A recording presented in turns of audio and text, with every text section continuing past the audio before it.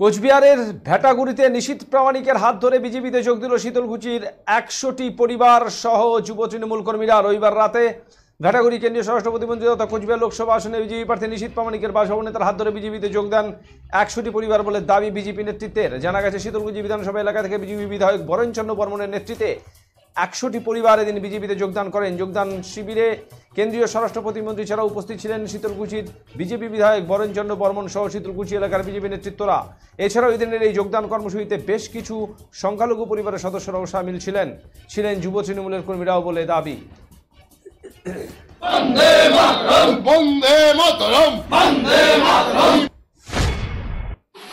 আজকে মোটামুটি আমাদের শীতলকুচি এবং গোলেনাহাটি থেকে তৃণমূল থেকে প্রায় 100 পরিবার জয়েন করলো। সবই সংখ্যালঘু সম্প্রদায়ের আছে আর যুব সম্প্রদায়। তারা আজকে এখানে সারা পশ্চিমবাংলা জুড়ে জয়েনিং হচ্ছে। তৃণমূলের লোক আমাদের দলে দলে জয়েন করছে। তৃণমূলের এটা শেষ। আমরা আগামী লোকসভা নির্বাচনে বিশেষ করে কুচবিহার জেলা থেকে আমরা নিশীথ প্রামাণিক মহোদয়কে বিপুল হারে জয়যুক্ত করতে চাই। তারই এটা পূর্বাভাস।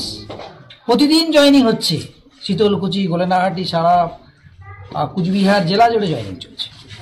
এবার শীতলকুচি থেকে কত লিড থাকতে পারে বা কি হতে পারছে? শীতলকুচি থেকে আমরা বিধানসভা নির্বাচনে প্রায় 18,000 ভোট লিড দিয়েছিলাম। এবারে আমরা আরো বেশি 10,000 টার্গেট করেছি। প্রায় 18 আর 10 28,000 ভোট, 30,000 ভোটে আমরা লিড দেওয়ার চেষ্টা করব। আর এটা সম্ভব হবে। আজকে সংখ্যালঘু সম্প্রদায়ের মানুষ যেভাবে ভেঙে তৃণমূল থেকে বিজেপিতে জয়েন করছে, এটা হবেই। এটা একেবারে অবশ্যম্ভাবী। সেটা ভারতীয় জনতা পার্টি করতে পারবে। এখানে সবাই জয়েন করতে পারে, ধর্ম বর্ণ নির্বিশেষে। একমাত্র ভারতীয় জনতা পার্টি যেখানে সবার স্থান আছে।